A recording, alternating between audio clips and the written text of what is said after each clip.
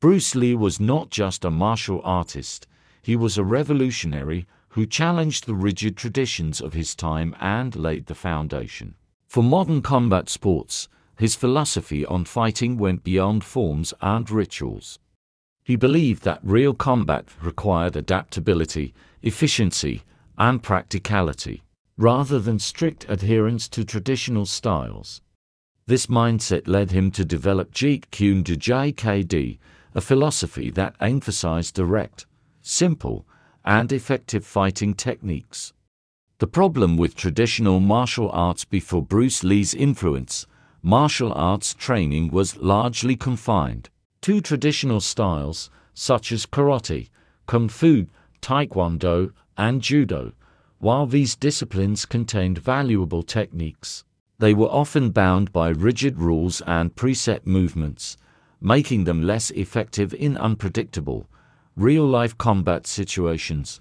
Bruce Lee observed several problems with traditional martial arts: fixed patterns and katas. Many traditional styles focused on memorizing forms, katas, and sequences of movements rather than training for real combat.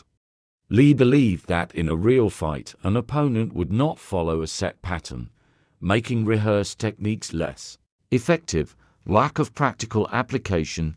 Some traditional schools trained without full contact sparring, meaning students had little experience dealing with resistance, speed, and unpredictability. Style over substance. Traditionalists often prioritized looking good over fighting efficiently. Bruce Lee criticized flashy techniques that were impractical in actual combat. Rigid doctrines. Many martial artists were devoted to a single style and rejected anything outside of their system.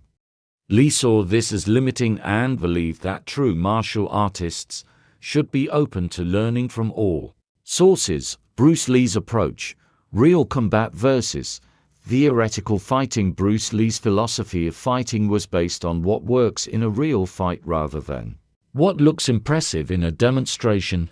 He believed that no single martial art had all the answers and that a fighter must be adaptable, just like in a real-life confrontation. His approach included: 1. Absorb what is useful, discard what is useless, add what is specifically your own. Lee studied Wing Chun, boxing, fencing, wrestling, judo, and many other martial arts. He took the best elements from each and discarded anything that did not work under real pressure. This idea later became the foundation of Jeet Kune Do and influenced the rise of modern mixed martial arts (MMA). 2. Be water, my friend. Bruce Lee compared a martial artist to water: fluid, adaptable, and formless. Unlike traditional styles that forced fighters into rigid techniques, he believed that a fighter should flow naturally and adjust to the opponent's movements in real time.